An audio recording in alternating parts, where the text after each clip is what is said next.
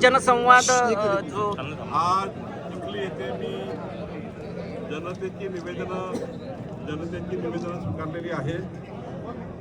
सर्व निवेदनकर्त्यांच्या निवेदनावर आम्ही कारवाई करून आमचे जिल्हाधिकारी RDC आणि आमचे कार्यालयीन अधिकारी एकत्र बसून सर्व निवेदनावर कारवाई करणार आहे.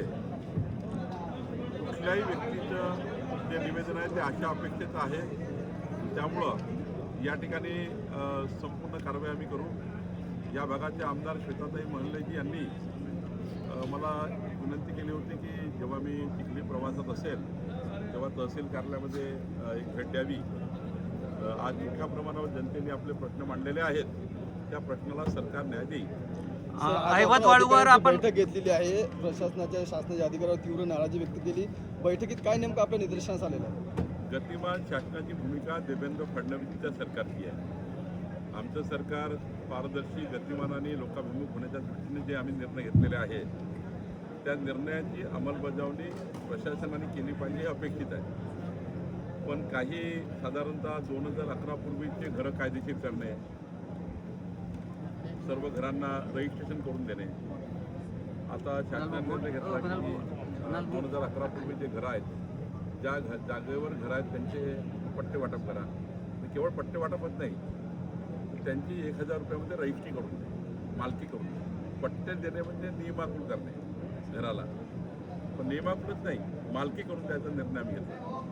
त्या निर्णयाची अंमलबजावणी झाली नाही.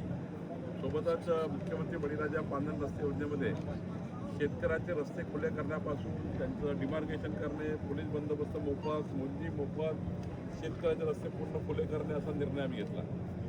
थोडी अंमलबजावणी झालेली दिसत नाही. भूमी अभिलेखनं जवळपास 3000 प्रकरणं शिल्लक आहे.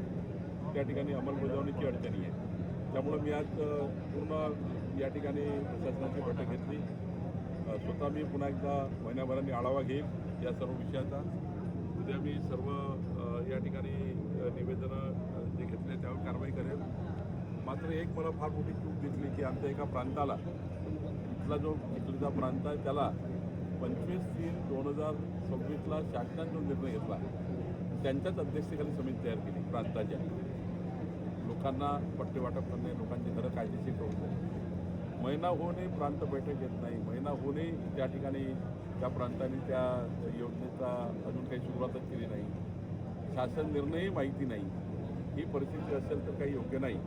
मी इथल्या चिखलीच्या प्रांताला एक महिना सुट्टीवर पाठवलेला आहे, सक्तीच्या रजेवर पाठवलेला आहे आणि तहसीलदारांनी सर्वांना सूचना दिली आहे की तातडीनं 25/3च्या शासन निर्णयाप्रमाणे सर्वांचे घरं कायदेशीर करणे, तुकडेबंदी कायद्याचा अंमल करणे, सोबत पांढर रस्त्याच्या योजनेचा अंमल करणे, मोजणी प्रकरणं 15 दिवसावर आणणे, या सर्व गोष्टीबद्दल मी आग्रही आहे.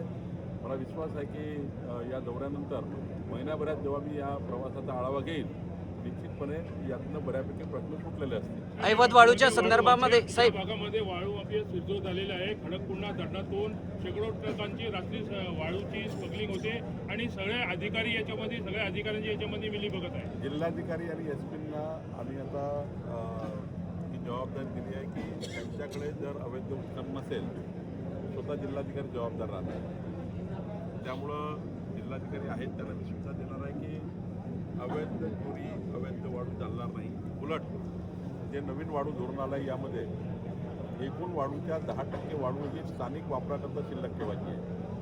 एकूण ज्या ठिकाणी लिलाव झाले नाही आहे ती वाळू स्थानिक वापराला पूर्ण अवेलेबल करायची आहे. घरकुलाकरता, स्थानिक घरं बांधण्याकरता, स्थानिक त्या ठिकाणी बांधकामे करण्याकरता, नगरपालिकेचे, ग्रामपंचायतचे जे काही सरकारी बांधकामे आहेत त्यांच्याकरता ही वाळू उपलब्ध करून द्या असं वाळू धोरण आहे.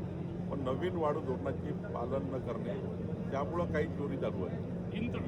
यामध्ये मी SP आणि जिल्हाधिकारी चर्चा करणार आहे. 3 तालुक्यामधून वाळू जाते, देऊळगाव, राजा, चिखली आणि बुलढाणा, आणि या सर्व अधिकाऱ्यांची याच्यामध्ये मिली बघत आहे. तहसीलदारांना सगळं माहिती आहे आणि या भागातले जेवढे अधिकारी आहेत सगळ्यांना सगळं माहिती आहे. सगळ्यांचे मिली बघत ही वाळूची तस्करी चालू आहे. जिल्हाधिकारी हे या विषयाला जबाबदार असतात वाळूच्या धोरणामध्ये. तर मी जिल्हाधिकारी आणि SPची चर्चा करेन. SPंना पोलिसांना अधिकार दिले आहेत वाळूबद्दल आणि आता जिल्हाधिकाऱ्याला पूर्ण अधिकार दिले. तर मी आधीच सांगितलं की दोन्ही अधिकारी तपासतील. तिसरं जे तहसीलदार वाळू माफियाशी संबंध ठेवून असतील त्याचाही तपास आम्ही करू. आपण सांगितलेल्या भूमिकेवर आपण सांगितलेल्या ज्या काही तक्रारी याच्यावरही आम्ही कारवाई करू. आणि सोबतच समजा कारवाई होत नसेल तर आपण माझी विनंती पत्रकार महोदयांना आहे ते जागरूक पत्रकार या ठिकाणी आहेत.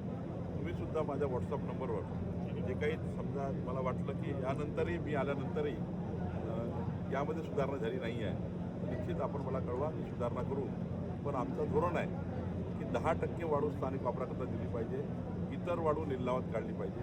लिलाव न काढता अवैध पद्धतीने सुरू एकाच रॉयल्टीवर 10-50 ट्रक सुरू आहे.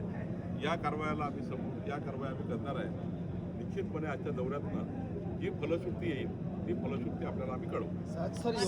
सर यवतमाळच्या येळगावच्या माजी सैनिकांना सिलिंगच्या जमिनीबाबत निवेदन दिलं, त्या संदर्भामध्ये काय सांगणार? सिलिंगच्या जमिनीमध्ये या आठवड्यामध्ये आम्ही कायदा दुरुस्त करून सर ममता बनर्जी ने कहा है कि थांबा, आमचं उद्या पहिले सिलिंगच्या जमिनीचा महत्त्वाचा प्रश्न आहे.